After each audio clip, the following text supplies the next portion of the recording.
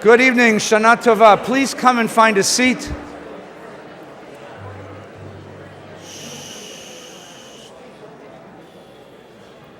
Am I allowed to announce the score, or is that like not polite? Am I allowed to do that? Yeah? Yeah, am I allowed to do that? Shh. As a sign that the Lord God has blessed us, I have a score to announce. Lai, la, lai, lai, lai, lai, lai. Yai, la, lai, lai, lai, lai. Yai, lai, ya, la, la, la, lai. Yai, lai, lai, lai, la, la, lai. Yai, lai, lai, lai, lai, lai, lai, lai. Dodgers 7, Nationals 2. La, lai, lai, lai, yai, lai, lai, lai, lai, lai. Yai, lai, lai, lai. 5. All right. If anybody knows Clayton Kershaw, tell him he can have an aliyah tomorrow morning right here. I will make him Jewish. I have a sharp knife and a bucket of water. That's all it takes. Usually we have left-handers who are Jewish, but we'll take this one. Shana Tova, Gamar Chatima Tova. Herschel, Phil. A minor, please. Lai lai lai lai lai lai lai lai lai lai lai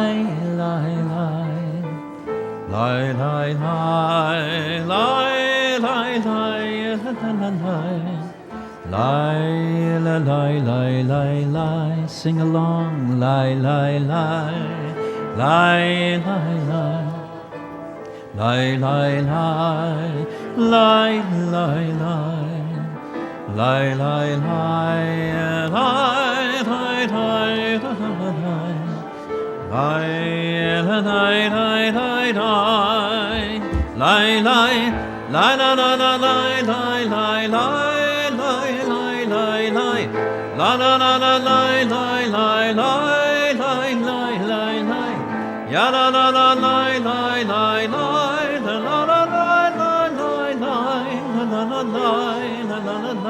one more time. Lai lai lai lai lai lai. Yai lai lai lai lai lai. Lai lai lai lai lai lai. Ya la la lai. La lai la lai lai lai lai. Yai lai lai la la la lai lai lai lai. La la la la la la la la la la la ya la la la la la la la la la la ya la la la la.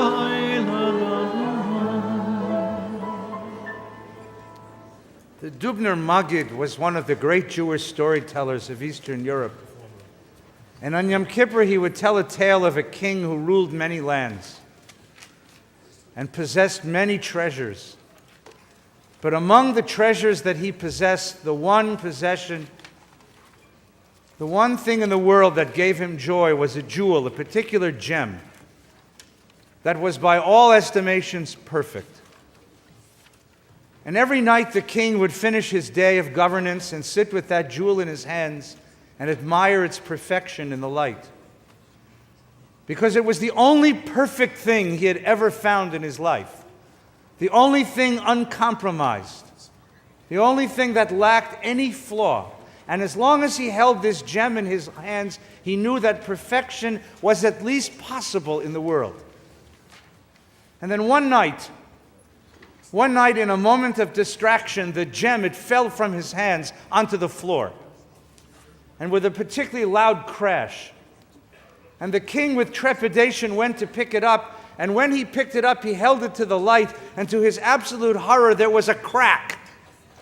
A long, spindly crack that ran from the top facet to the bottom point of the gem. And the king began to grieve that the gem was now flawed. It was broken. It was imperfect. It was worthless. Like so many other things in his life, it had betrayed him. It was no longer the one perfect thing in his life.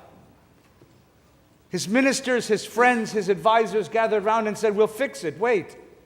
And they brought in technicians and jewelers and gemologists, anyone who promised to be able to fix the gem, but no one could fix it. The crack was too much, it was too deep. The gem was too hard. And finally, when the king was about to give up, there came an old man, an old jeweler, who said, "I can fix it for you." And the king was heartened by this. Really? He said, "I can do this. I can make it perfect again.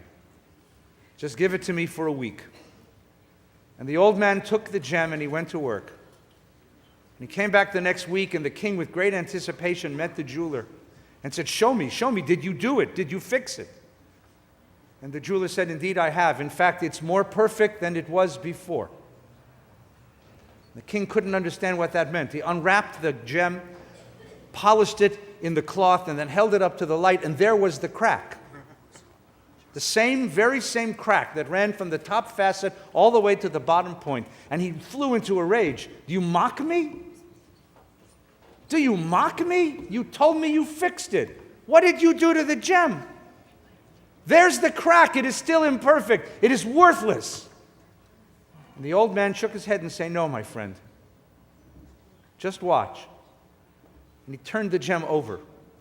And there at the very bottom, now at the top, at that very point where the crack came to the point, the old jeweler had carved a rose. A tiny, beautiful rose. And now, when you held the gem up to the light, you didn't see a crack. You didn't see a flaw. You didn't see an imperfection. You saw a marvelous gem with a beautiful flower and its long stem running the length of the gem. Here, my Lord, it is now more perfect than before. Before, there were gems like it all over the world. Now it is totally unique. It is yours to cherish. Taught the Dubna Rav. We come this Yom Kippur Eve filled with flaws, filled with cracks, filled with imperfections. And we wonder, do these make us worthless? Do these cracks and flaws disqualify us from the love of our friends, the affection of our family, the respect of our neighbors, a place in the community?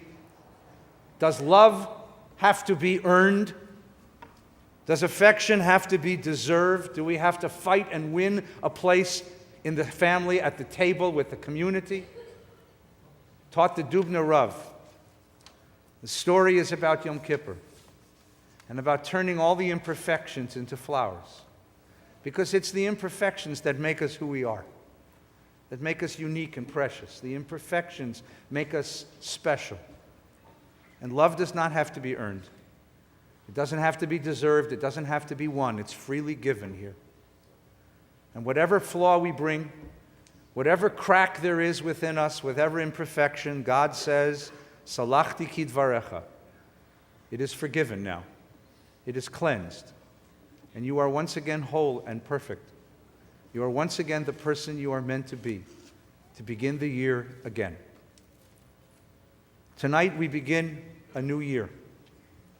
And pray to God that we have the wholeness, the love, and the place among one another to do that.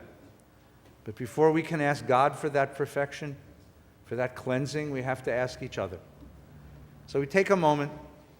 If you're here with your family, I'm going to ask you to turn to them. If you're here with someone you love, turn to them. If you're here with a friend, turn to them. And ask them forgiveness for the words we said and the words we should have said, for the deeds we did and the deeds we should have done, for all of the imperfections that disturbed and irritated, antagonized. Forgive me and pardon me and give me perfection again so that I might begin the year whole. Turn to one another. Take a moment.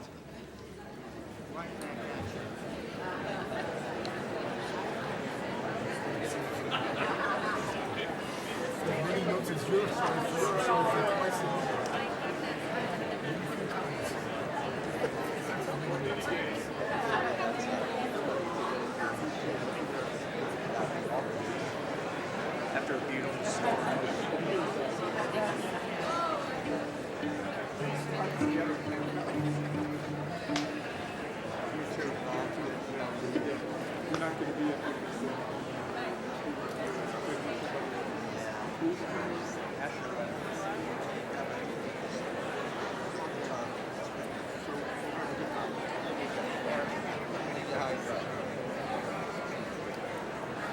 You too.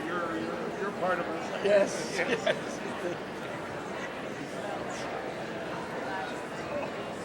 It's been seen, isn't it? It's beautiful. It's beautiful. Every time I come here, I walk away with a sermon, and I say, "You should learn it." It's such a beautiful surprise.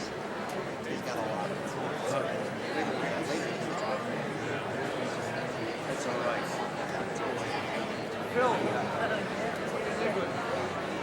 Now, another Nigum.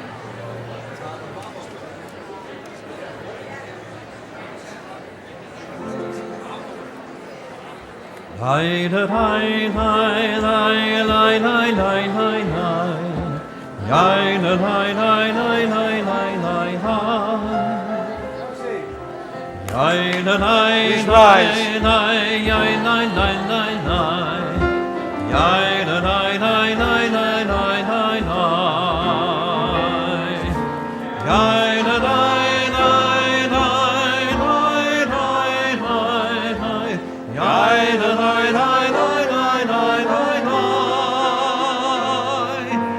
Lai la lai lai lai lai lai lai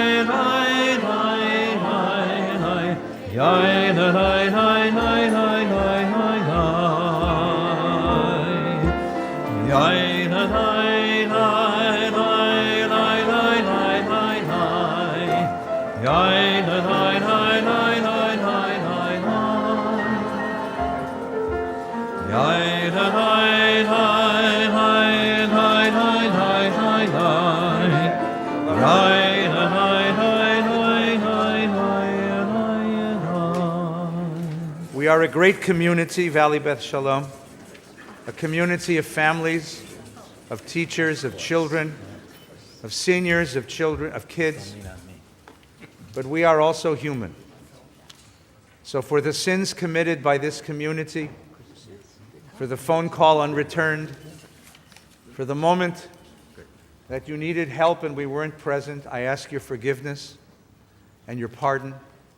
And I ask you to turn our cracks into flowers, that we might begin this year cleansed as well. The haunting melody of Kol Nidre brings us home again to this holy place and this holy moment. The prayers of Kol Nidre begin on page 398 in the Mox.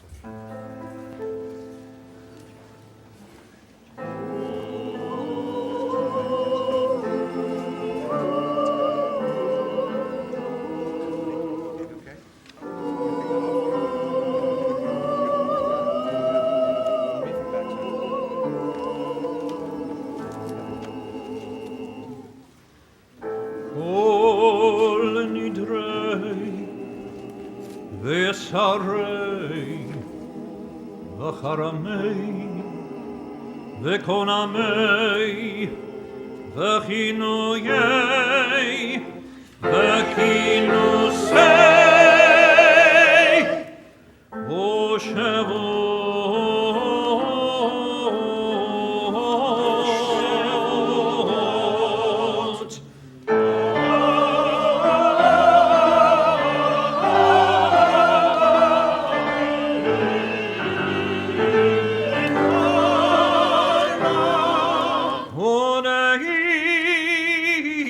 Tevana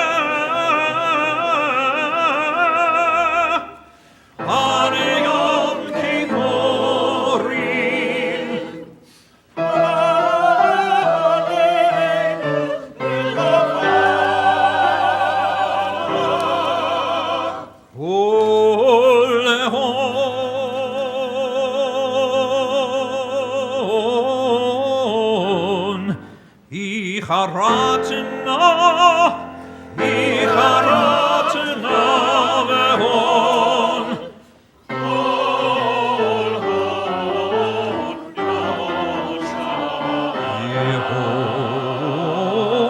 Yehon Sharon.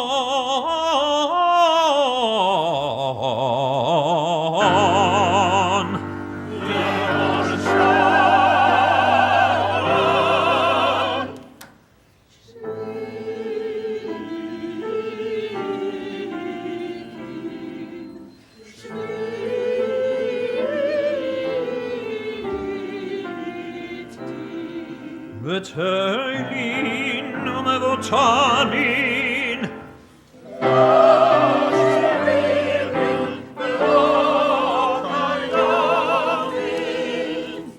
Nidrana.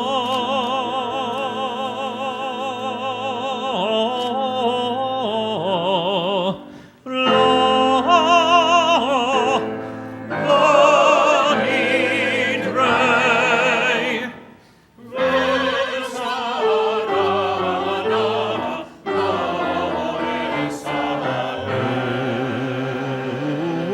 Shavuotana.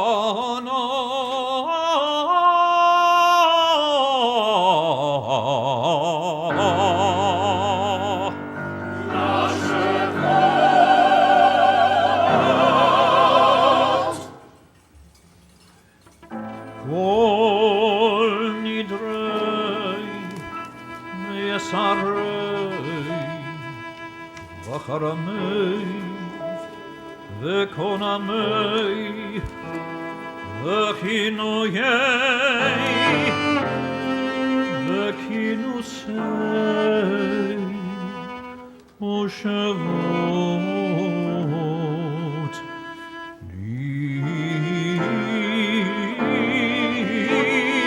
noreno oneich tevana oreochorina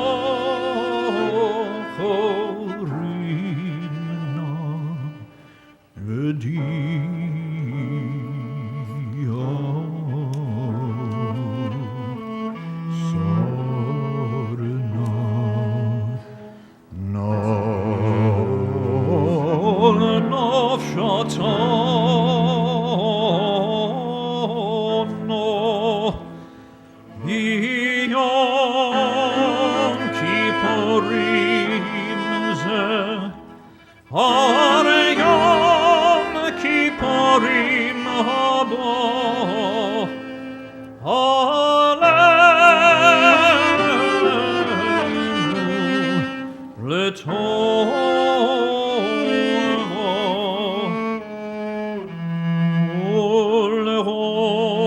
Letoon Icharat non Gulehon Yehon Sharon Shevitin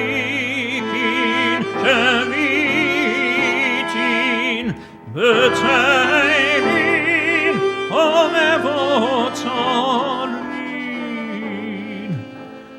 Lasheririn Nevelokoyomin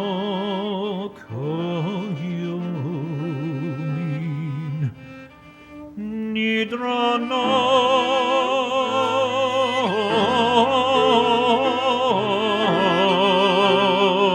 Nidrei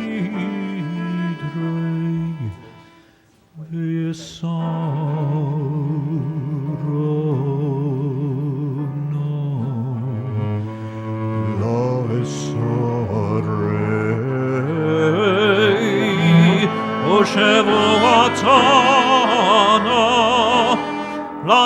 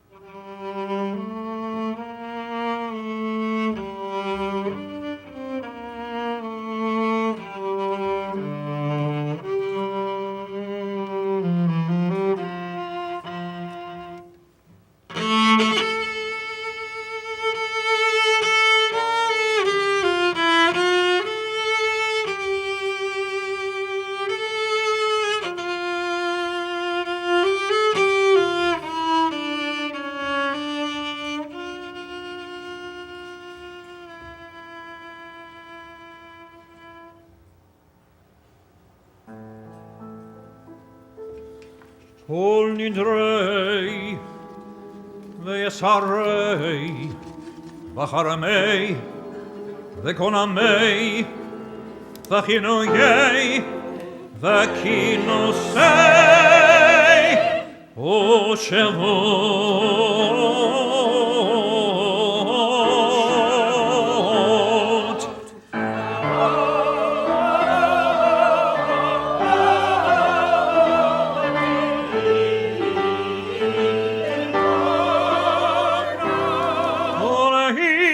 ולהיץ' תואנה ולאחרים נא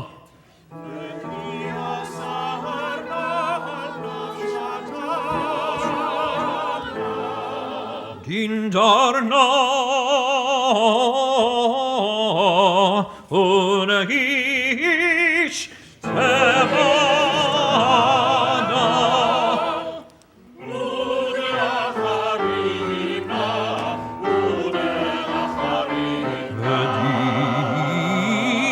Sarna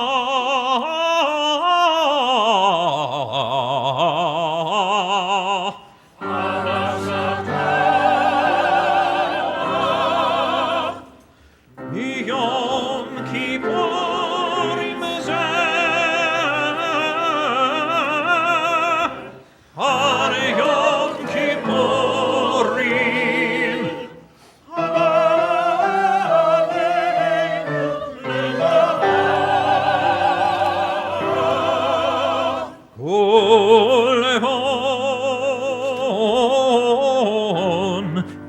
חרצנה בגון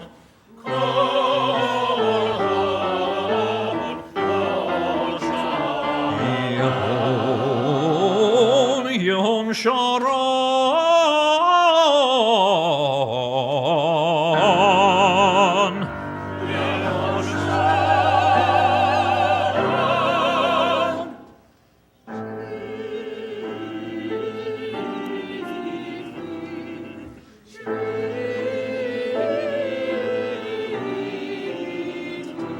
ותהילים ומבוטלים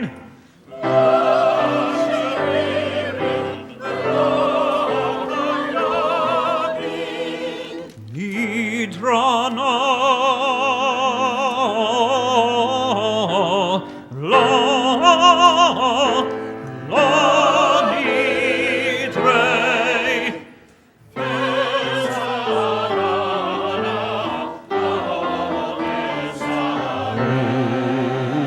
שבועתנה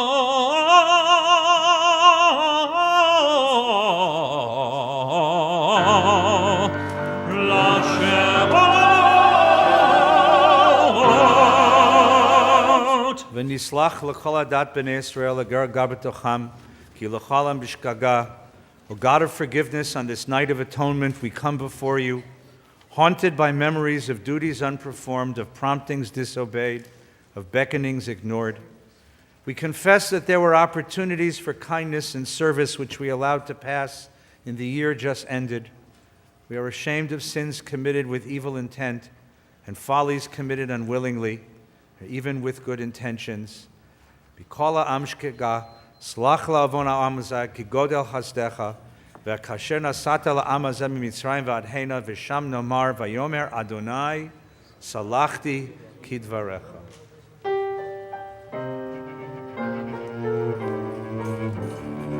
Lach na lavon ham hazeh כגודל חסדך וכאשר נשאת לעם הזה ממצרים וירדנה ושם נאמר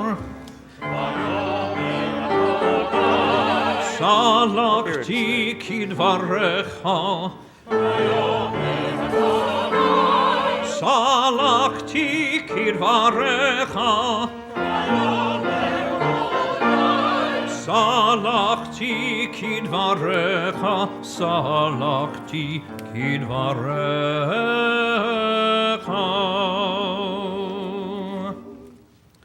Baruch atah Adonai Eloheinu melech haolam, shechianu v'kiyimanu v'giyanu lazman hazeh. Baruch atah Adonai Eloheinu melech haolam, shehecheyanu v'kiyimanu v'higiyanu lazman hazeh.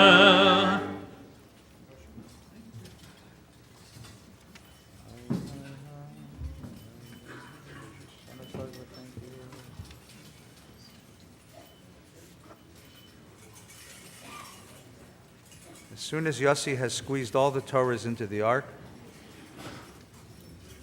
we'll ask you to please be seated. Your Honor. Your Honor. Another Your Honor. Wonderful. Good. Have a seat, gentlemen. Imagine that. Politicians is something to confess.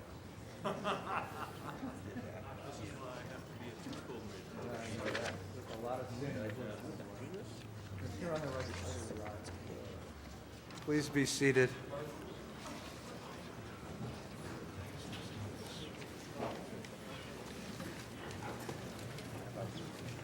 Of all the holidays we celebrate, tonight is unique because tonight there is no history.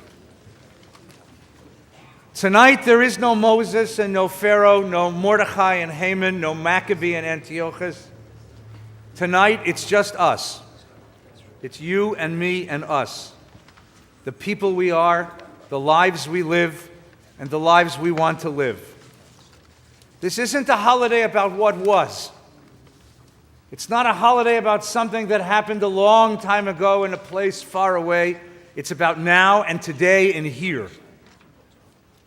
All month we have spent studying and meditating on the theme of Ayeka, God's first question in the Bible, where are you? So come with me back to that story for one last time. Adam, the first man, the archetype of all humanity, all of us, put into the Garden of Eden, into paradise, and told that he can eat of every tree of the garden, but not the magic tree in the middle of the garden. And then he and Eve eat of the tree. They take of the fruit of knowledge of good and evil, and they taste. And when they hear that God is coming, they hide. And God says, Ayeka, where are you? Where are you hiding? And I imagine all of the ways that Adam could have responded.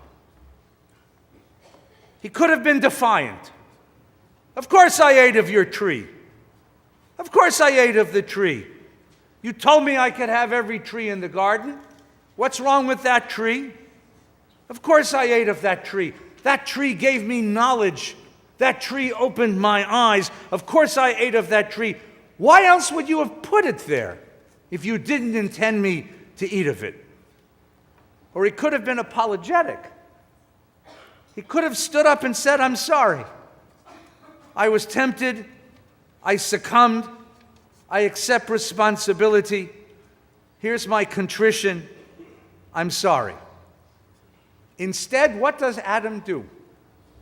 When God says, did you eat of my tree? Adam says, well, it's the woman who you put by my side. She gave it to me. And so, the birth of the wuss. He blames the woman he loves.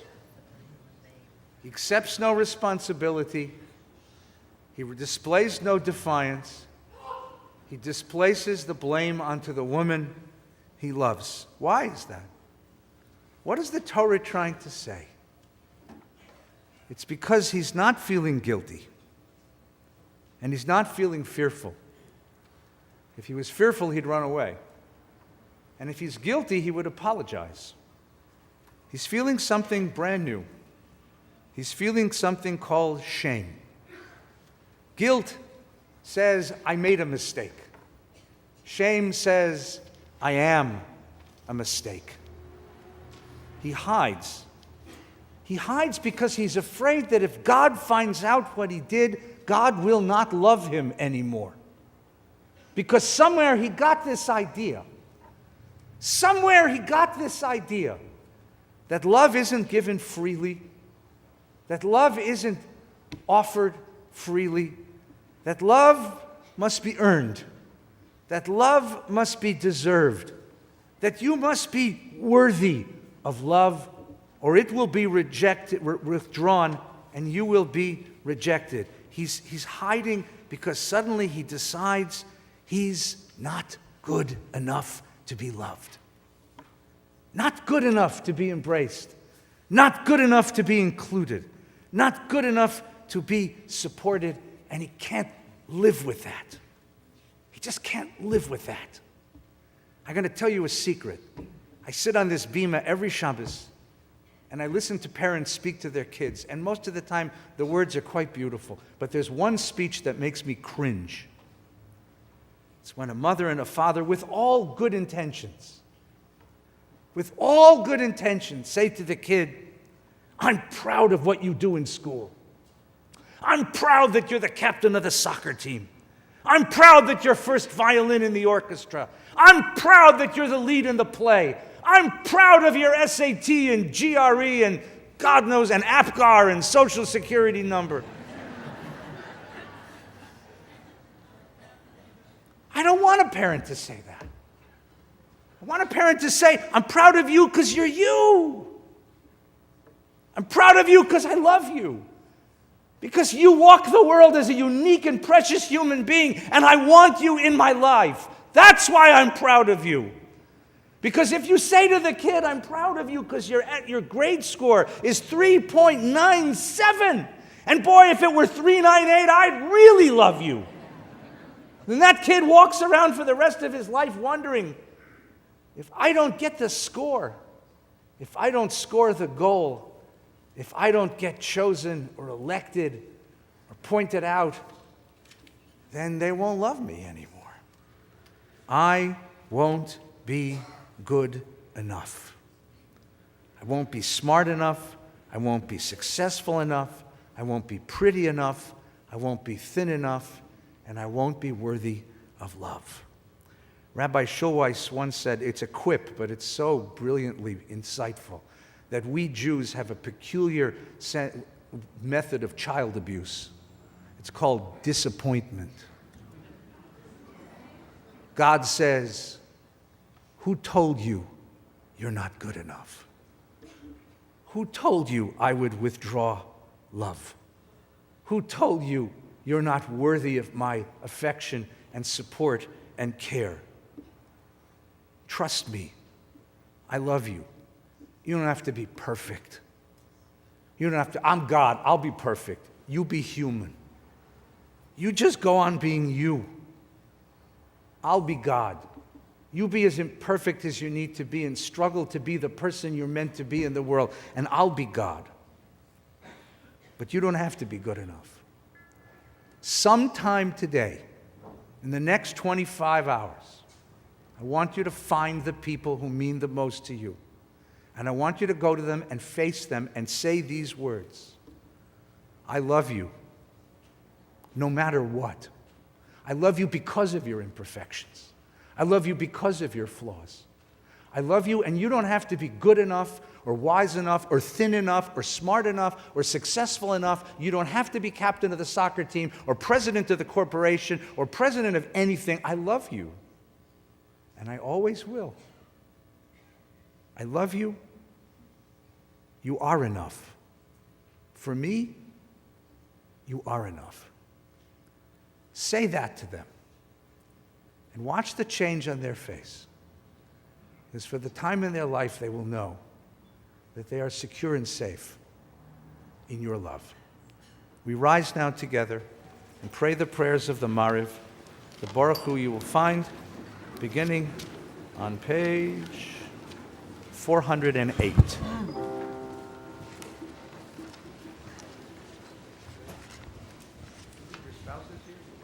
Baruchu et Adonai HaMevorach.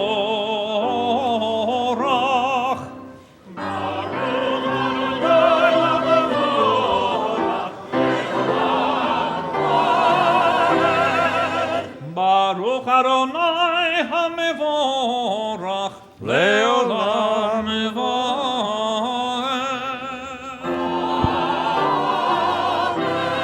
Please be seated. El Chai El Chai V'Kayam Tamid Yimloch Aleinu Leolam Vaed Baruch Atah Adonai Yai la la la la la la la la la la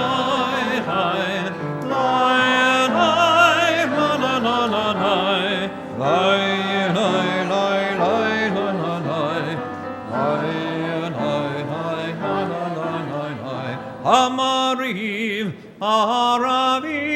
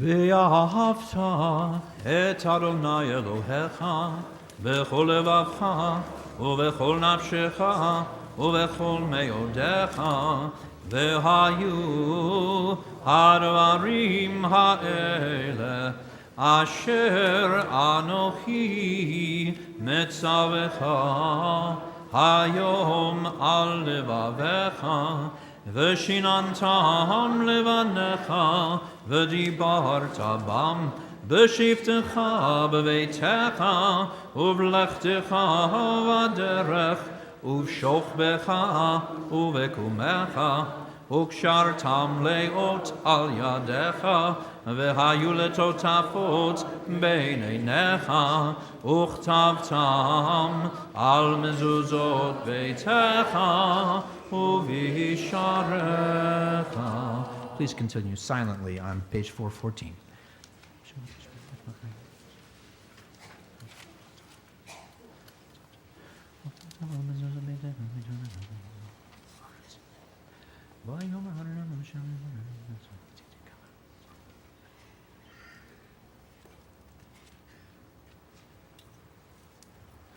למען תזכרו ועשיתם את כל מצוותי והייתם קדושים לאלוהיכם, אני אדוני אלוהיכם, אשר הוצאתי אתכם מארץ מצרים להיות לכם לאלוהים, אני אדוני אלוהיכם.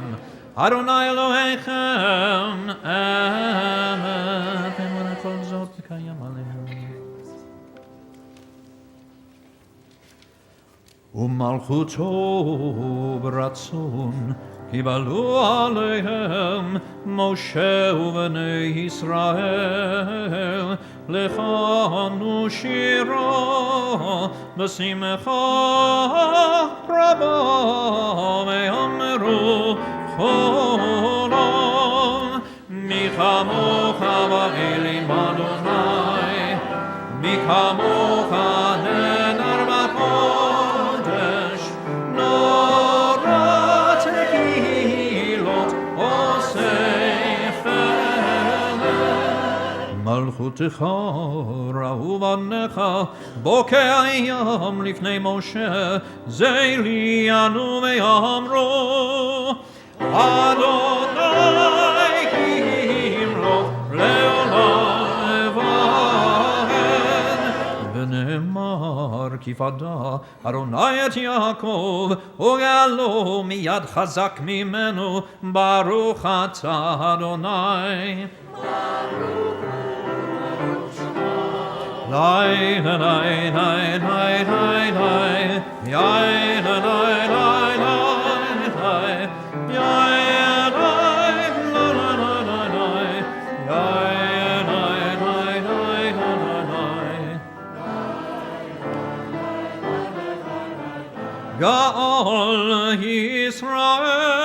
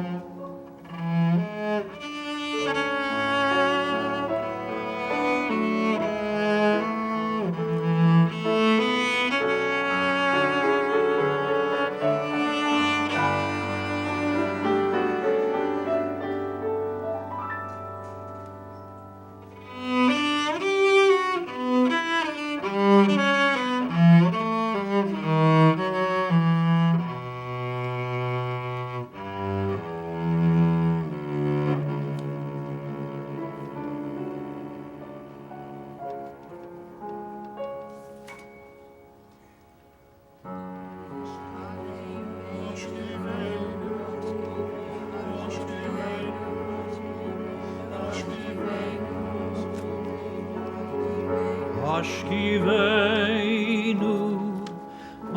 אדוני אלוהינו לשלום והעמידנו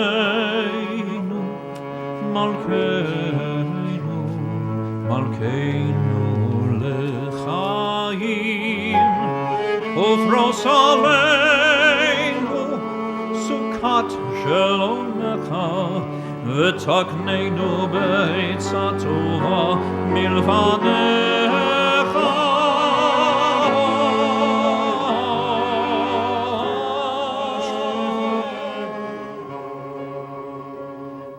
השכיבנו אדוני אלוהינו לשלום והעמידנו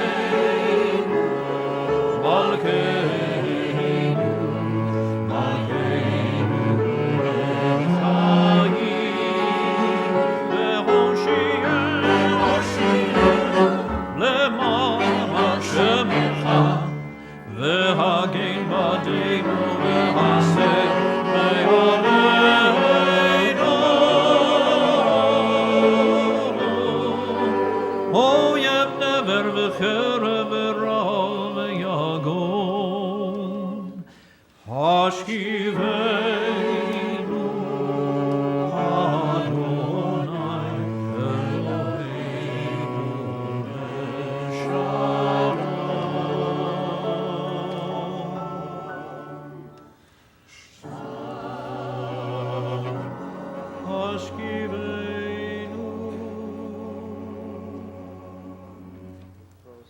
ופרוס עלינו סוכת שלומך ברוך אתה אדוני הפורש סוכת שלום עלינו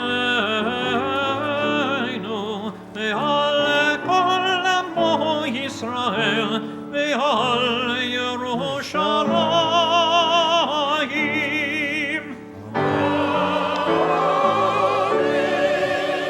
This evening, among our many, many special guests and friends, we'd like to offer a very warm welcome to two dear friends of Valley Beth Shalom. Congressman Brad Sherman is a longtime member of our community. His children were named on this bima. His wife and he were blessed on this bima. And Brad returns from Washington frequently to pray with us and learn with us and catch us up on the issues and policies of the day. It's a delight to have you, Brad, and wish you Shana Tova. And City Councilman Paul Koretz is with us this evening. Paul and his office have been very, very, very supportive and helpful of our community in our building project, and most particularly in the security arrangements to protect the synagogue from all of the chaos in the world. We're deeply grateful to you and your staff, and we welcome you very warmly and wish you as well Shana Tova. To both of you and to your families, a sweet and happy New Year. We rise all together now for the proclamation of the holiday on page 420, followed by the Kaddish on the next page. כי ביום הזה יכפר עליכם לטהר אתכם מכל חטאותיכם לפני אדוני תטהרו יתגדל ויתקדש שמי רבה ואלמד יברך חירותי וימליך מלכותי בחייכון וביומכון ובחיי לכל בית ישראל בגלה ובזמן קריב ויאמרו אמן.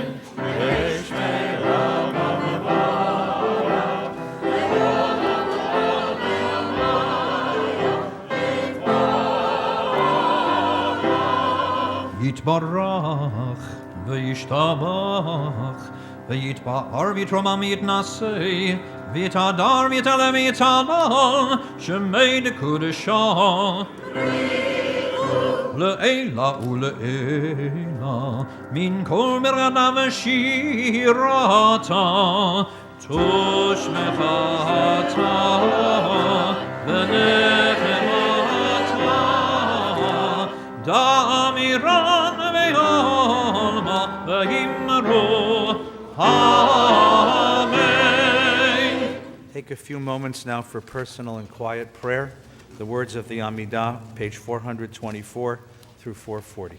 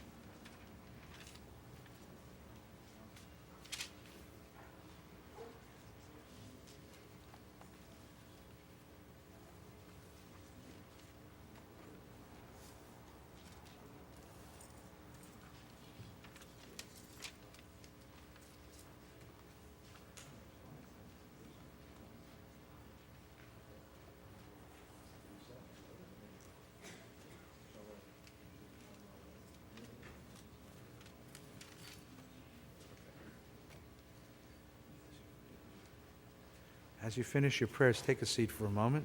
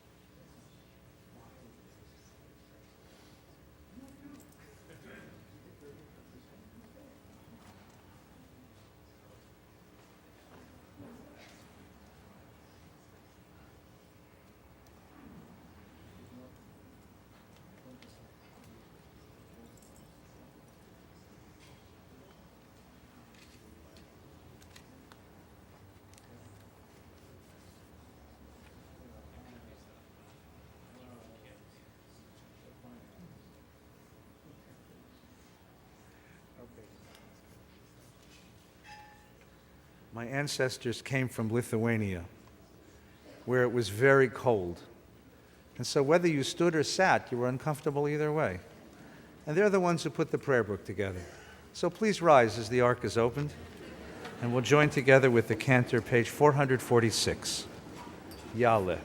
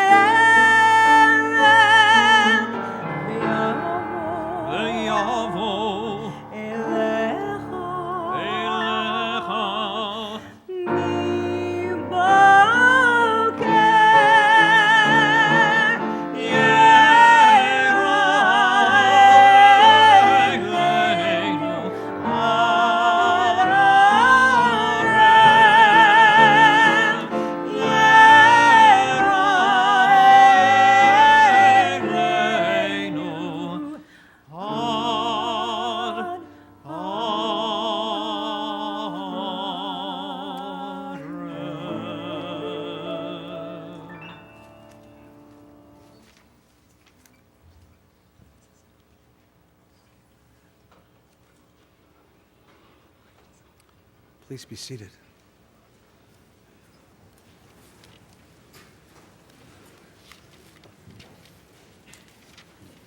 An American couple on vacation comes to visit the Louvre. And they walk around from gallery to gallery, casually looking at each of the pieces of art on the wall. And they stand in front of each painting and sort of judge. I like this one. I don't like that one.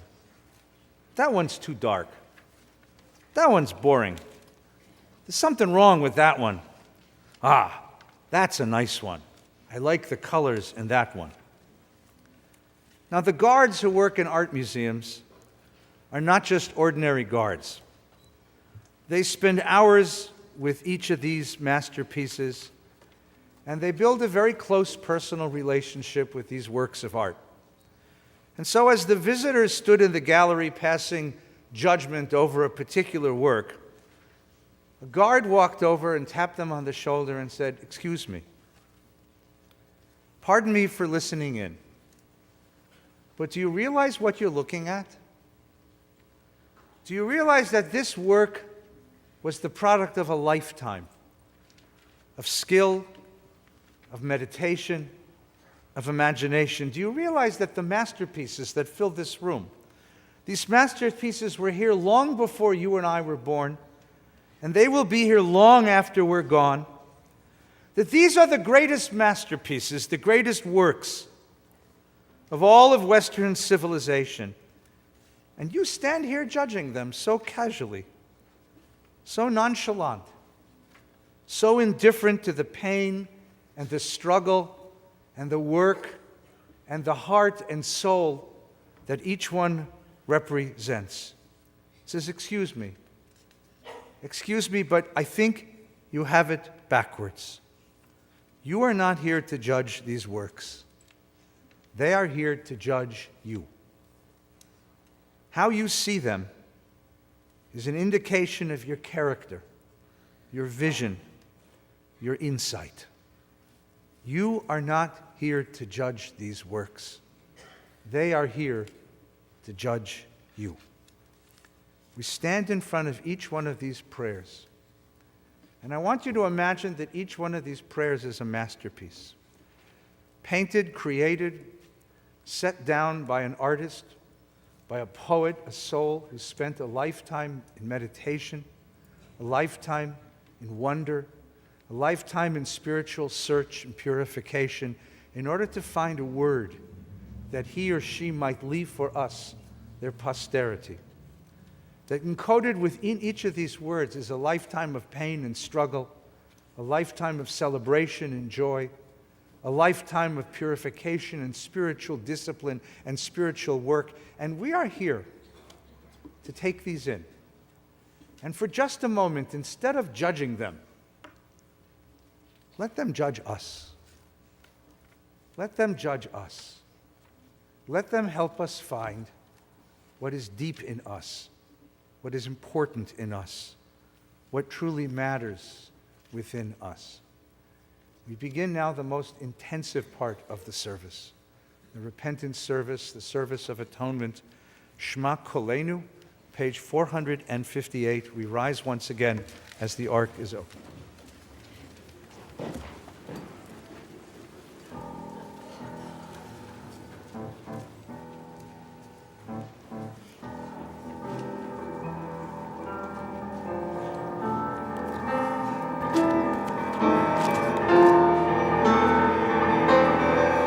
Shema Kolenu Adonai Eloheinu Chus v'rachem aleinu v'kabel berachamim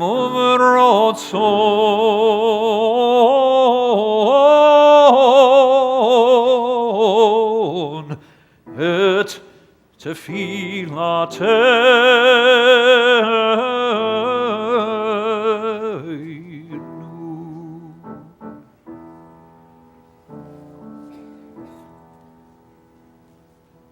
Hashiveinu Adonai elecha, Hashiveinu elecha v'nashuva, Chodesh Yameinu Yameinu Kekedesh Al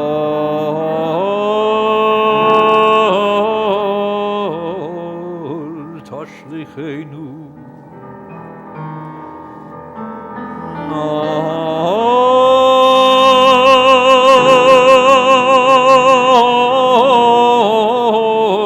Tashlichenu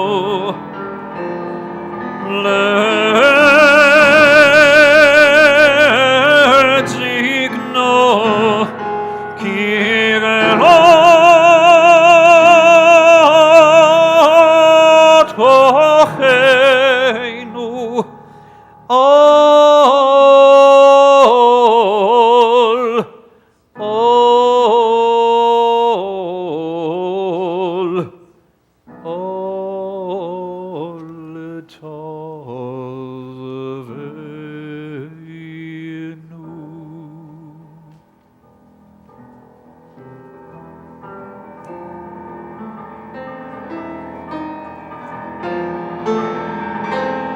Shema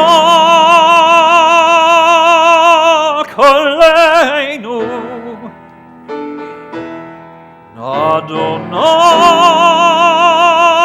Adonai Eloheinu Chus v'rachem Aleinu Aleinu Bekabel berachamim, berachamim uvratzon et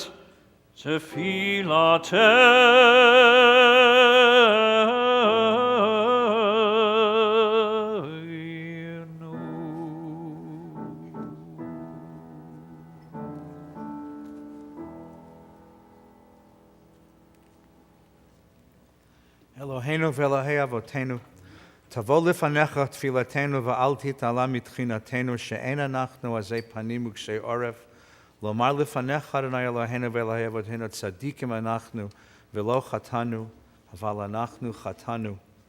Our God and God of our ancestors, may our prayers come before you, and may you not ignore our pleas. For we are neither so arrogant nor so stubborn as to declare that we are righteous and have not sinned. Indeed, we have sinned. The first communal repetition of the confession on page 462.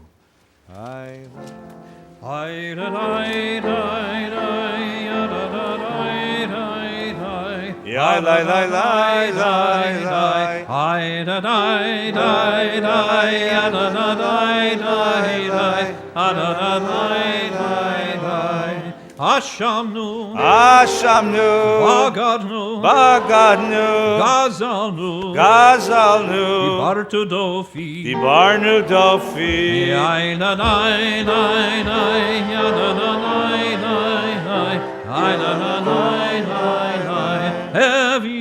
Hevinu, Hirshanu,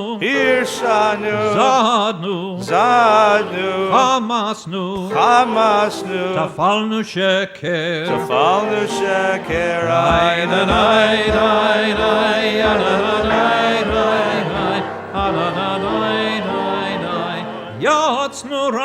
Yatznura, Kizavnu,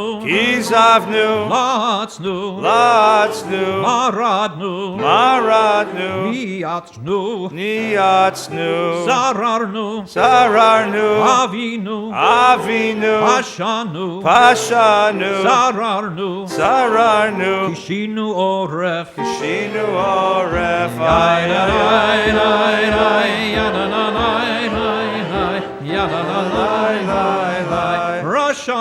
Rashanu, Tichatnu, Tiavnu, Tiavenu, Tahinu, Tainu, Titanu, Titanu.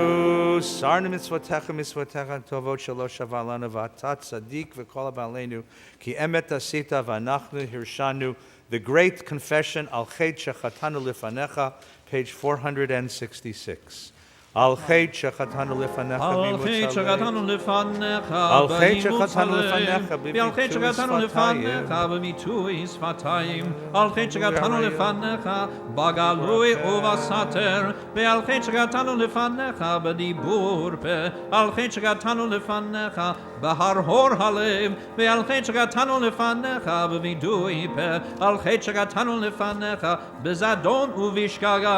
Al Chet Shechatanu Lifanecha, Bechilul Hashem Ve'al Ulam Elohim Selichot Selach Lanu Mechalanu Kaper Lanu Ve'al Ulam Elohim Selichot Selach Lanu Mechalanu, Selach Lanu, Mechalanu, Kaper Lanu. We continue our confession on the very next page.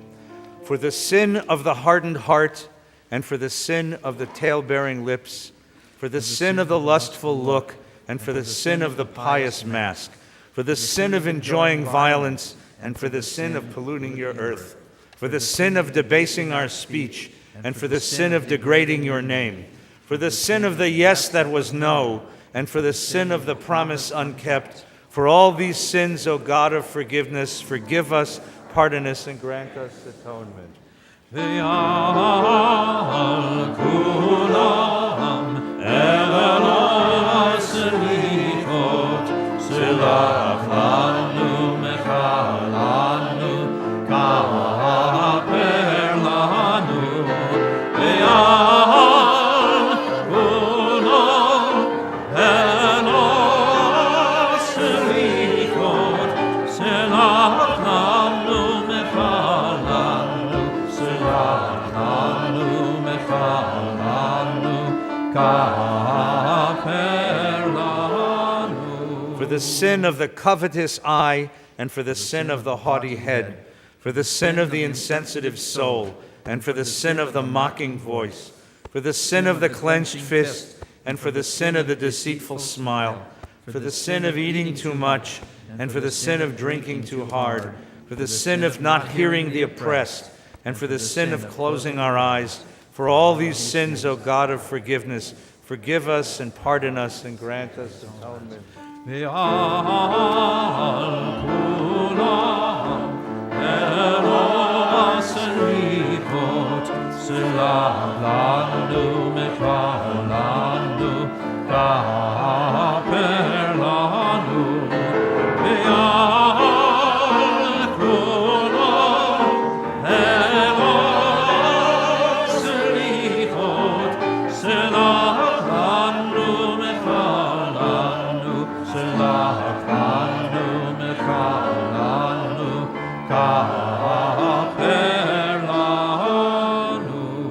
Page 472, as the ark is opened, we join together with the cantor, Avinu Malkeinu, Shechatanu Lefanecha. Avinu Malkeinu, Chatanu Lefanecha, Avinu Malkeinu, Ein Lanu Melech Ela Ata, Avinu Malkeinu, Kodveinu B'Sefer Chaim Tovim, Avinu Malkeinu, Kodveinu B'Sefer Geula B'Yeshua, Avinu Malkeinu, Kodveinu B'Sefer Parnasa V'Chalkala, Avinu Malkeinu, Kodveinu B'Sefer Zechulot, Avinu Malkeinu, Kodveinu B'Sefer Selicha U'Mechila, Avinu Malkeinu, Chanenu Vaneinu, Avinu Malkeinu, Chanenu Vaneinu, Ki ein banu masim, Aseh imanu, Tzedaka v'chesed,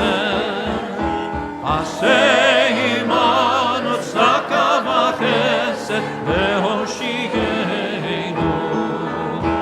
aseh imanu, tzedaka v'chesed, aseh imanu, tzedaka v'chesed, ve'hoshienu, Avinu Malkeinu, aseh leman imlo, lemanenu, Avinu Malkeinu, chonenu manenu, ki ein banu masim, aseh imanu tzedaka v'chesed, ve'hoshienu. Avinu Malkeinu, chonenu manenu, Avinu Malkeinu, Chanenu Vanenu, Yen Banu Masim, Aseh Imanu, tzedaka v'chesed, aseh imanu, tzedaka v'chesed, Ve'hoshienu. Please be seated. Kaddish. יתגדל ויקרא שמי רבה בעלמות יברך ונושא וימליך מלכותי בחייכון ומיכון וכר כל בית ישראל בעגלה ובזמן קריב ויאמרו יהי שמי רבה מבורך לעולם ולעולמי עולמיות יתברך וישתבח ויתפאר ויתרומה וינשא ויתהדר ויתעלם ולא שמי לקודשו בריחו לעילה ולעילה מכל ברכנה ושירתה תוש ברכנה ונחמתה דמירם ימה ויאמרו תקבל צלון הון ובן לכל ישראל קודם אבל משמעיה ויאמרו יהי שלום רבה מן שמיה וחיים עלינו ועל כל ישראל ויאמרו עושה שלום ממרומיו הוא יעשה שלום עלינו ועל כל ישראל ויאמרו אמן. Do you know another melody for Oseh Shalom? Sure. Good. Anyone you want. Shalom. That's an A? That's A. Good. Oseh Shalom Bimroma. Here we go. Oh Yaseh Shalom Alei. So it's not A. Oseh Shalom Bimroma. Oh Yaseh Shalom Aleinu. Oseh Shalom Bimroma. Oh Yaseh Shalom Aleinu. Yaseh Shalom. Yaseh Shalom. Shalom Aleinu. Ve'al Kol Yisrael. Yaseh Shalom. Yaseh Shalom. Shalom Aleinu. Ve'al Kol Yisrael. Yaseh Shalom.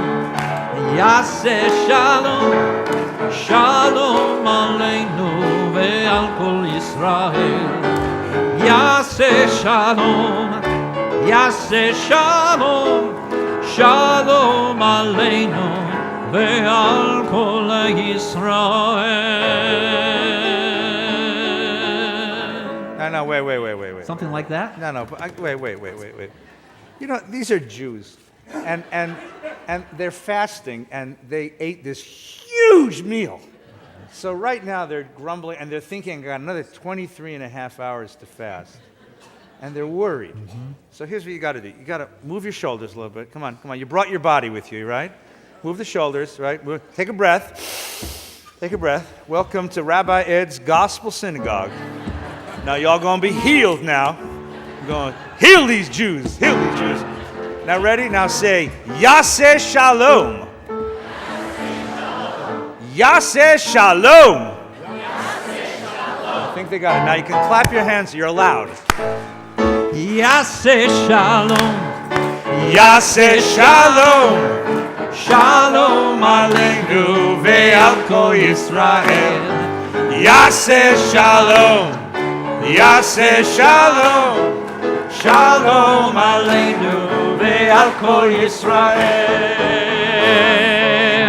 Oseh Shalom Bimroma. Oh Yaseh Shalom Aleinu. Let's do the double clap. Oseh Shalom Bimroma. הוא יעשה שלום עלינו, עושה שלום במרומו, הוא יעשה שלום עלינו, יעשה שלום, יעשה שלום, שלום עלינו ועל כל ישראל, יעשה שלום, יעשה שלום, שלום עלינו ועל כל ישראל, יעשה שלום, יעשה שלום, שלום עלינו ועל כל ישראל, יעשה שלום, יעשה שלום, שלום עלינו ועל כל ישראל.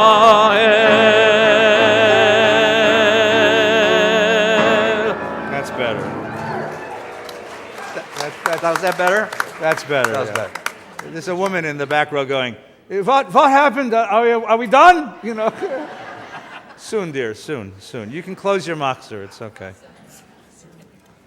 Famous story told by the Hasidic master, Rabbi Nachman of Bratslav.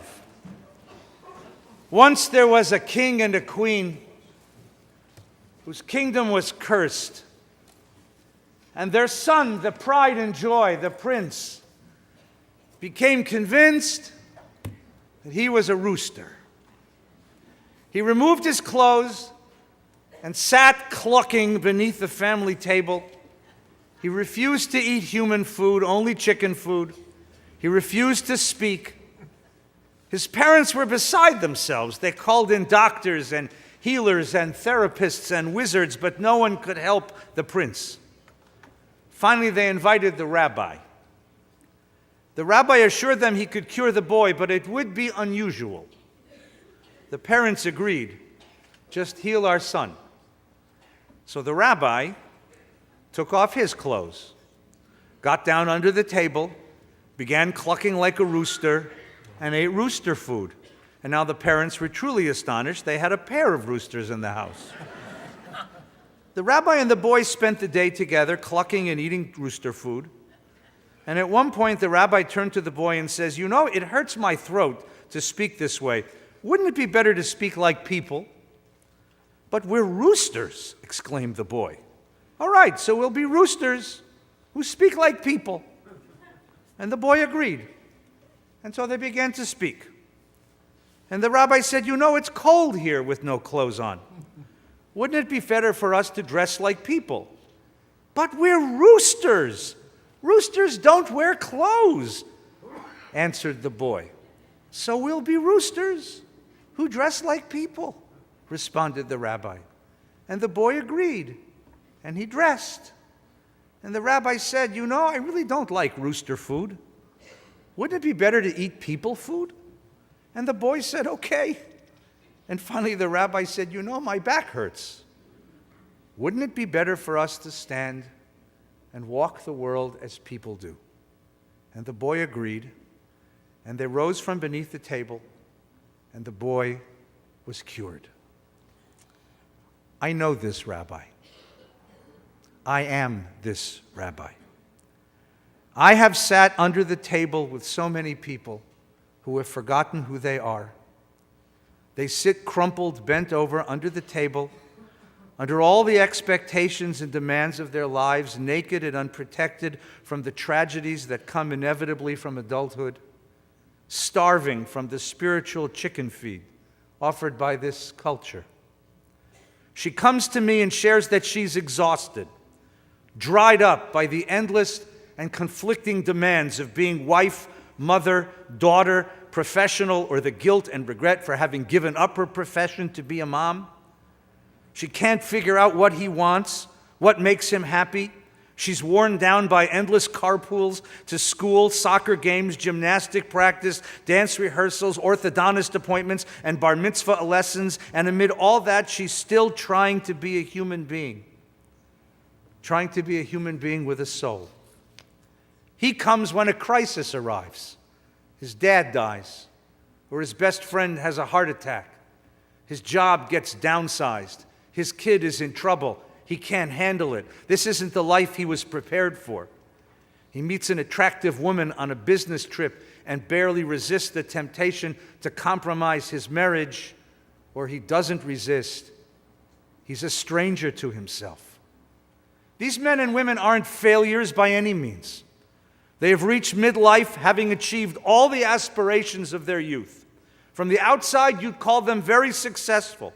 They enjoy all the material rewards our culture metes out to clever, industrious, effective people. The homes, the vacations, the cars, the clothes, they have it all. But they sit with the rabbi and confess that something is missing. Something is lacking. They were so busy winning, they didn't notice what they lost. And now there's an emptiness within. An emptiness that no new acquisition, no vacation adventure, and no makeover can satisfy. So they sing the anthem of our times. I have climbed highest mountains. I have run through fields. I have run, I have crawled, I have scaled city walls, but I still haven't found what I'm looking for. What am I supposed to say to them? We don't speak the same language. I live in a world of tradition, a world which values the careful reading of very old books and the conscientious practice of very old disciplines. The most precious object in my life is a scroll, handwritten with a goose quill on parchment containing very old words, words which are very precious to me. My world values what is permanent, eternal, and lasting. They come from a different world. The language of their world is change, innovation, the new. The icon of this world is Steve Jobs, who prided himself for initiating what he called a culture of disruption. Google insists it's not a tech company or a search engine, but an engine of change. The emblem of this world, which we wear right up against our hearts, is the smartphone. And you know that whatever phone you happen to own, it will be replaced in 6 weeks and obsolete in 6 months. Whatever apps you're running, there will soon be 2.0, which is much better. We worship the new, the young, the original. We have little patience with all that was yesterday. What can I say to this world? So I climbed down under the table and tried to find words. There is much to be valued in the new. The products of innovation are miraculous. But something valuable is lost in all this. Something deeply important to being human. What is lost is a wisdom that is old and unchanging.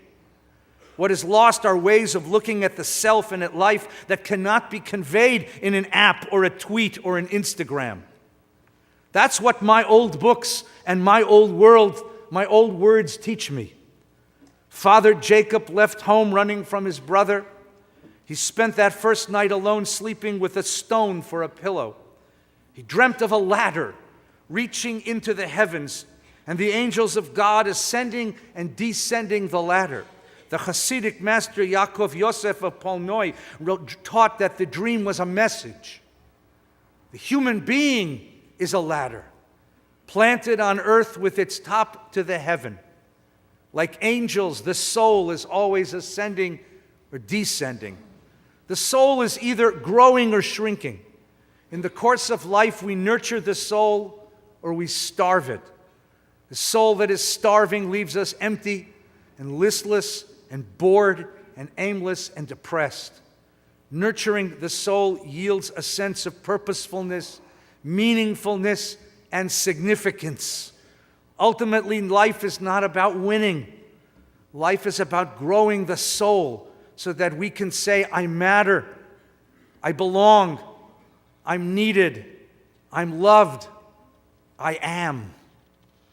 Under the table, I whisper to them, I admire your success.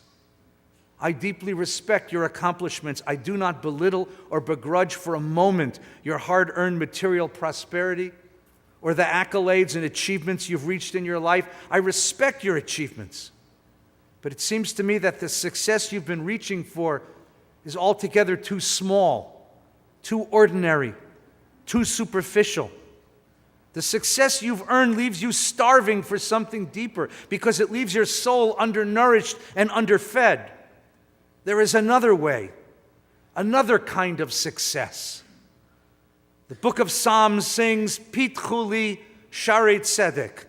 Open for me the gates of righteousness, that I may enter and praise God. Zeh hashar ladonai. This is the gate of God, the righteous may enter. And the rabbis of the Talmud wondered, when would one ever make such a request? So they created a story as a context for these verses. When a human being dies, they taught, the body is buried in the earth and the soul ascends to heaven. And there the soul is met by angels who guard the gates of heaven. And the angels ask, what was your occupation in the world? And if the soul says, in the world I was a lawyer, or a doctor, or an executive, in the world I amassed a great deal of power and wealth, they will tell you that is irrelevant here. But if the soul says, in the world I fed the hungry, they will say, Zeh hashar ladonai tzadikim yavovo. This is the gate of God. You who fed the hungry may enter. And if the soul says, in the world I protected the vulnerable, they will say, this is the gate of God. You who protected the vulnerable, please enter. And so for those who cared for the abandoned and those who performed acts of chesed, of kindness and love, you who opened your hand and opened your heart and did chesed, you may enter God's gate. It's a beautiful midrash. But the truth is that the rabbis who told that story had no idea what really happens when we die. The midrash really isn't about that. It is instead about a transposition of values that happens in the presence of death, in the face of eternity. From the vantage of eternity, what really matters? From the vantage of eternity, what is success? Isn't it interesting that no child ever rises at a funeral to eulogize a parent and says, I'm proud of dad for all he earned. I'm proud of mom for what she controlled. What do they say? I'm proud of all my father gave, the way he reached out and helped others. I'm proud of the way my mother cared and loved and nurtured.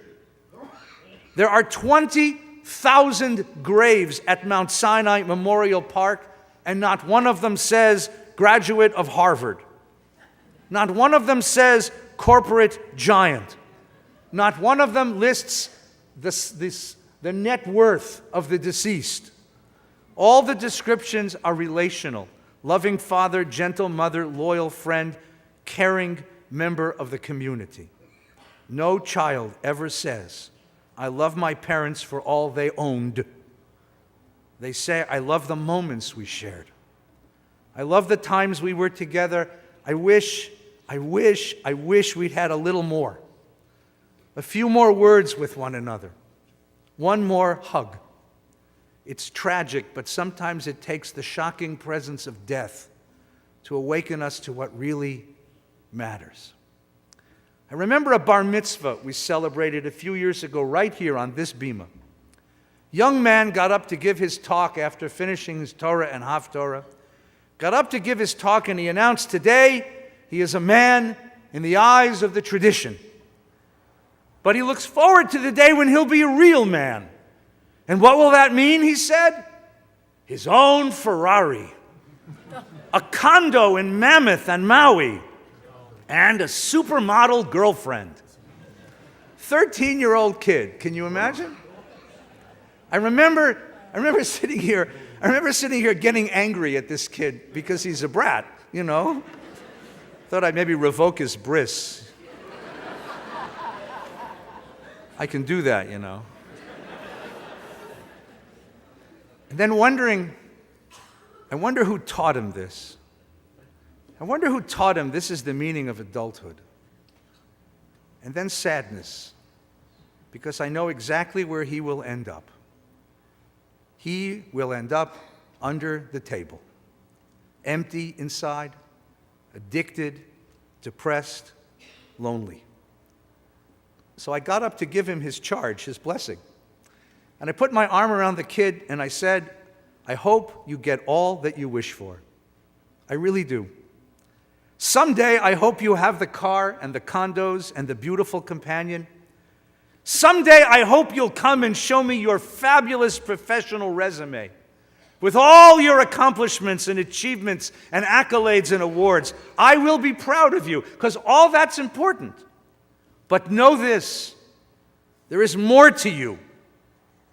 There is another side of you, and I don't want you to leave the synagogue today without learning this. So take that fabulous resume of yours and turn the page over, and on the other side, I want you to ask yourself some simple questions.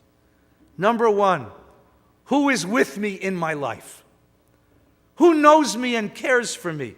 Who do I know intimately and care for deeply? Is there someone you can call at 3 o'clock in the morning and say, I need you? And they will say without hesitation, I'm coming. Then you're a wealthy person. That's wealth beyond measure. Martin Buber taught us that the greatest truth in life arrives only when we move from a life of I-it relationships to a life of I-thou relationships. When we see beyond the functional, what someone does for me, and embrace and cherish another for who they are in all their uniqueness. Someday, kid, someday you will learn to open the tightly drawn circle of yourself and you will discover a deep need for an other, a soulmate, a friend, a partner, a lover who offers the opportunity to love and to be loved. Not someone who fulfills your desires. That's not a partner. That's not a lover. That's not a friend. That's a housekeeper.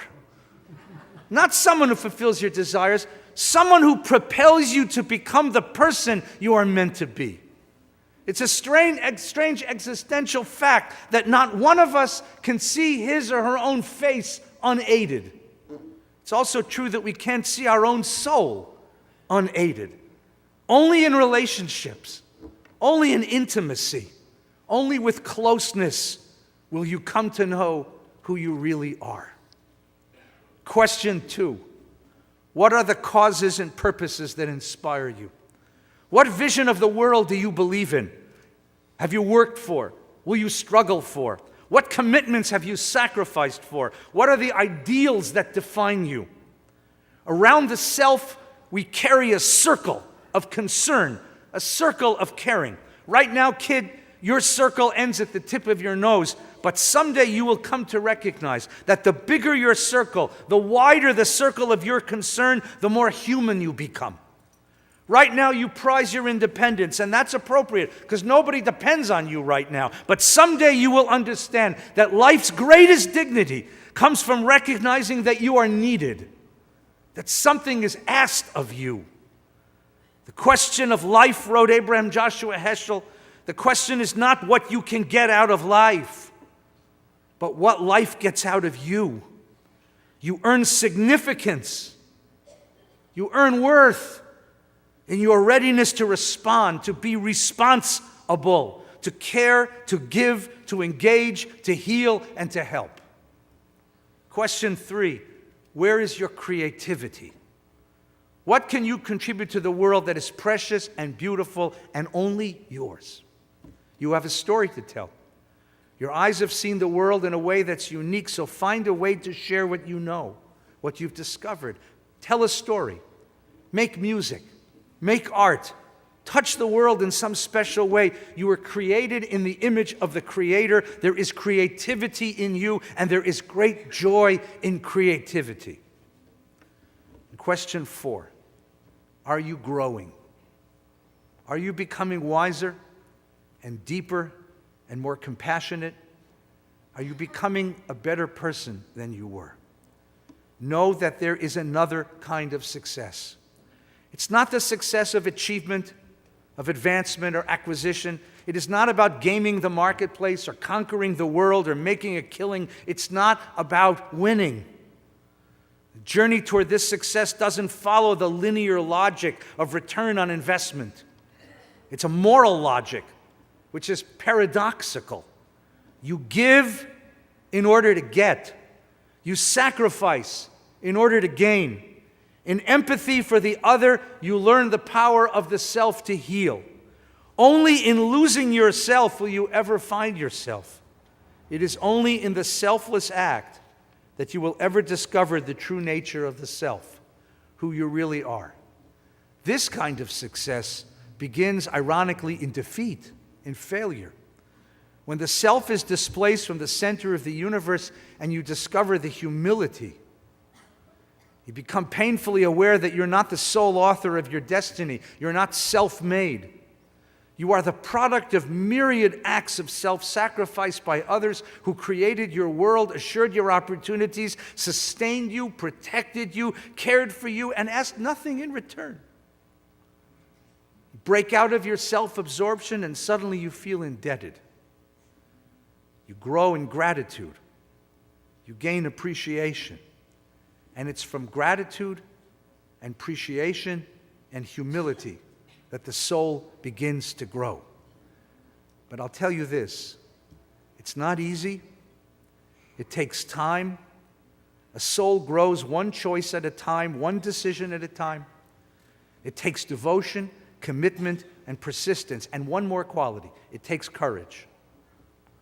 It takes courage because each of these gifts, humility, love, purpose, creativity, growth, they involve vulnerability. They demand that you accept risk, that you give up control. The first time you look into the eyes of another and you say, I love you, you wait and hope and pray. They say, I love you too, but there is no guarantee. You can't control that. There's no certainty in love.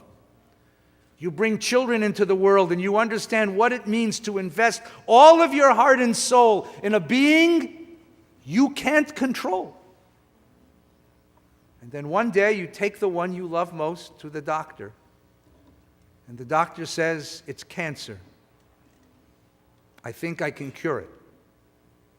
And then you will know how vulnerable it is to love. There's no certainty in love. It takes great courage. Dedicate yourself to a cause, but know there's no guarantee you'll succeed. The life of cynicism and pessimism and self-absorption is so much safer. There's no risk there, no chance of failure, but also no moral imagination and no growth. It takes courage to care. According to the Midrash, someone had to jump into the Red Sea before God would open it up. Before we could be redeemed, someone had to say, I'll go first. The Midrash says his name was Nachshon. And he didn't know if the sea would split or if he would drown, but he jumped in. Because this he did know, that no redemption comes if we stand by in fear and wait for it to happen. You jump in. There are no guarantees. You jump in and pray that the sea splits. Growing takes courage, because growing only happens when you step into the vulnerability, into the discomfort of something new, something challenging, something unfamiliar, something that upsets the equilibrium.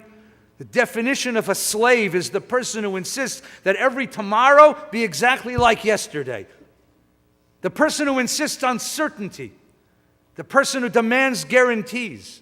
That's why we needed to leave slavery, to become a holy people. We left slavery to meet God because God in the tradition is Mechadesh, the author of the new, the creator of new beginnings, the shaper of souls. And what's the reward for cultivating a soul, kid? Nothing material. No honors or accolades. Only what we call the deep sense of security. The deep sense of security we call redemption. Only the intimacy of love, the warmth of friendship, the confidence of integrity, the sense of abiding purpose, and the assurance that your life matters. Only the resilience to meet the failures and tragedies of life with courage and with grace. The psalmist taught it this way: Od yenuvun b'seva, d'shenin v'ra'aninin yihiyu, lahagid ki ashar Adonai tzuri v'lo avlat habo. The righteous shall bloom like the palm tree and thrive like a cedar of Lebanon. Planted in the house of the Lord, they flourish in the courts of God. In old age, they still bring forth fruit, full of life and renewal. They testify that the Lord is just, my rock in whom there is no wrong. What are the rewards of cultivating a soul? To live each day up until one's very last with ideals, inspiration, creativity intact. To meet one's finitude without bitterness or anger or regret, only gratitude for the gifts and the blessings of life. To leave this world knowing that you possess a life well lived. We rabbis are strangers in a world that worships innovation, disruption, and revolution. Ours is a wisdom that is old, rooted in the shared experience of generations of our ancestors. And so we come and we sit under the table and we whisper gently, this culture you've imbibed, the values you so prize, all that you've been reaching for, it's chicken feed. It won't nourish you. You will starve. But there is something more substantial at hand. Come and share it. The images of success that you aspire to, the prizes that you gather and hold as your tokens, they will one day leave you naked and vulnerable against the cold disappointments of a harsh world. But there is a wisdom that will warm you and protect you and defend you. Come and share it. The path you've defined for yourself, the path that you've set for your life, it's confined you. It's bent you over. It's made you small. It's lowered the horizons of your possibilities, limited your aspirations. You're bigger than this. You're better than this. You are no rooster. You are a soul, a neshama. You have divinity within you and the promise of joys you have never tasted. So rise up now and celebrate. Come out from beneath the table and walk the world as the human being God meant you to be. Amen. We will conclude our service, our prayers, with Aleinu L'Shabeach, which you will find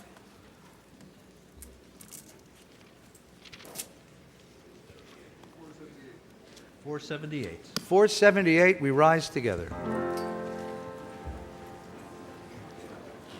עלינו לשבח לאדון הכל, לתת גדולה ליוצר בראשית, שלא עשנו כגויי הארצות, ולא שמנו כמשפחות האדמה, שלא שם חלקנו כהם, וגורלנו ככל המונם.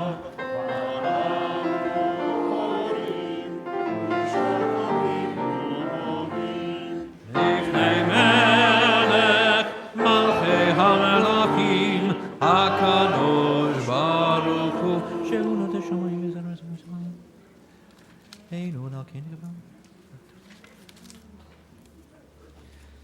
ככתוב בתורתך אדוני ימלוך לעולם ועד ונאמר והיה אדוני למלך על כל הארץ ביום ההוא ביום ההוא יהיה אדוני אחד ושמו אחד.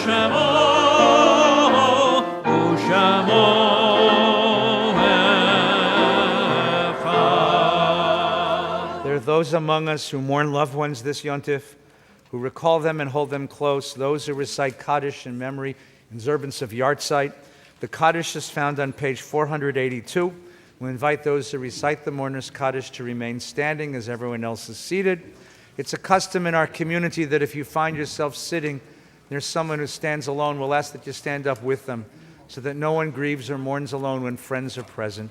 The words of Kaddish, Yitgadal v'yitkadash shemei Rabbi, v'yalmad divrach hirutei v'yamlich malchutei, B'chayechon uv'yomechon uv'chayei dechol Beit Yisrael.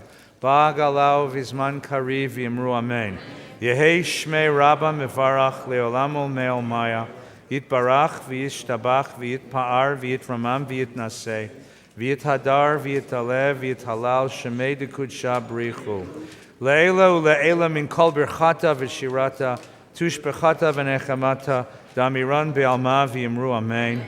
Yehei shlama Rabba min shemaya. V'chayim aleinu v'al kol Yisrael v'yimru amen. Oseh shalom b'mromav v'yaseh shalom aleinu v'al kol Yisrael v'yimru amen. Please be seated. We welcome to the Bima Nancy Sher Cohen, distinguished former president of the community, who has some announcements and greetings. Please listen. Thank you, Rabbi. Thank you, Rabbi Feinstein, Cantor Barron, musical director Chris Harden, the VBS choir, which was wonderful as usual, our Bima coordinator Elaine Gill. I saw Dr. David Braun up here, our floor coordinator Cy Silverstein and Stu and Carol Solomon, and all of our ushers here. I have a particular thanks to Yossi because this is the time of the year where we have the former presidents up here at all the services for Kol Nidre, and he has to find Torahs for everyone, and he has to sort of herd the cats up here. So I have a fond appreciation for Yossi during Kol Nidre in particular. Remember your tickets tomorrow. You still need them at all the services. This year there's no admission without a ticket, so don't forget it. If you do, you know where to go, which is over to the will call, and they'll try to help you. Now, tomorrow, our services for Yom Kippur Day begin with Pesukei de Zimra and Slichot. That's only taking place in here, so please don't be surprised if there's a bigger crowd in here because this is the only place where we do it, and it starts at 7:45 in the morning, so I'm sure I'm going to see all of you here at 7:45. After 9 a.m., we're 2 reserved seatings, and we will probably see many of you at 9. Tomorrow, please carpool. And as you know, we're using Uber this year as much as possible. It has a particular benefit for many of you, which is you do get dropped off a few feet from the security entrance. So that's particularly good, and I think you'll find that it works very well. It gets you close, and it avoids all the parking problems we have.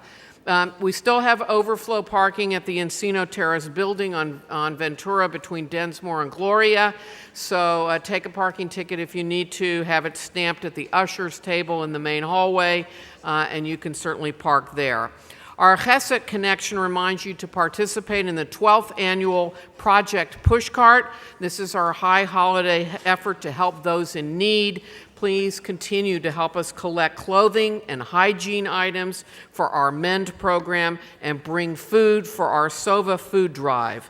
Thanks to Nancy Bornstein, Barbara Goldsmith, our Project Pushcart chairs, as well as Shelley Rossoff and Ricky Averback, who've signed up almost 60 people for our bone marrow registry.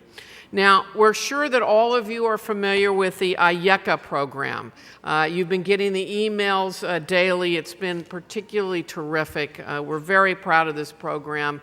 We hope you are as well. Cantor Barron has created an amazing CD called Ayeka, with beautiful spiritual melodies of his own and of many other Jewish composers that you will love.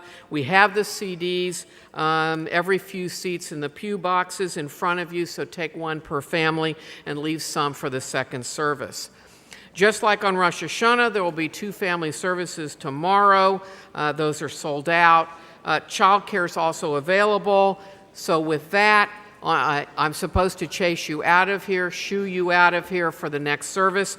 On behalf of the officers, directors, board of trustees, and staff, Shana Tova and Gamar Tov.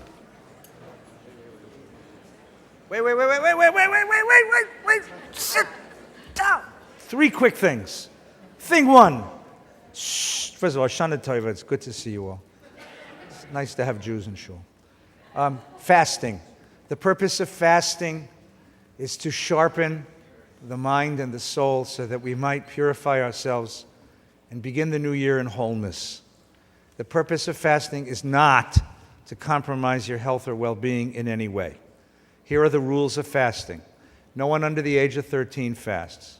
Okay? If you're over the age of 13 and you want to fast, if you are pregnant or want to be, don't fast. If you're nursing a kid, don't fast, because you can't fast for the other one. That's not fair. You don't fast. That's the rule. That's the tradition. Okay? If you need to take medication, you take your medication. If you take your medication with water, juice, milk, or a 20-course meal, that's how you take it. Okay? You are not permitted to skip medication because of the holiday. You must take your medication in the way that your doctor has indicated. If during the day tomorrow you feel faint, it's going to be a little cooler than usual, which is like a blessing. But if you start to feel faint, you feel schwach, you sit down, you put your head down, you have something to drink, you have something to eat. You do not threaten your well-being in any way by fasting. That's very, very, very important. I want you here, and I want you here next year. I want you here next year in health and wholeness. So please, be very careful with fasting. That's number one. Number two, there are a lot of us who are walking in the neighborhood to go home or to go to cars. Please be very careful if you're driving. The rabbi you run down might be the one you wanted to hear tomorrow. So be very, very, very careful. Last thing, closing story, just something that happened this weekend. This weekend, Shabbos, we welcomed the residents of Beit Tshuva. It's an institution we have a very close relationship with Rabbi Borowitz, Harriet Rosetto. These are people who are addicts, criminals, people who have turned their lives inside out and are trying to come back home again, trying to make themselves whole again.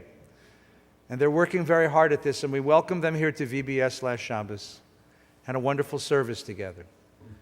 We did this, we're doing this now maybe 20 years. And I remember the first time we did it, it was a Friday night, about 20 years ago. We invited Beit Tshuva, they came for dinner. They came and shared this service with us. We prayed together, we told stories together. Rabbi Borowitz taught, Rabbi Schulweiss taught. And then everyone went to the other room to get cookies, and I was the last one here just picking a few things up. And there was a young man who stayed in the synagogue. Huge young man. And came up to the front of the synagogue and stood here, right there, right in front of the steps, wearing jeans and sneakers and a white t-shirt with a pack of cigarettes in his sleeve, his arms covered with tattoos. And he stood there just staring up here, and I said, can I help you?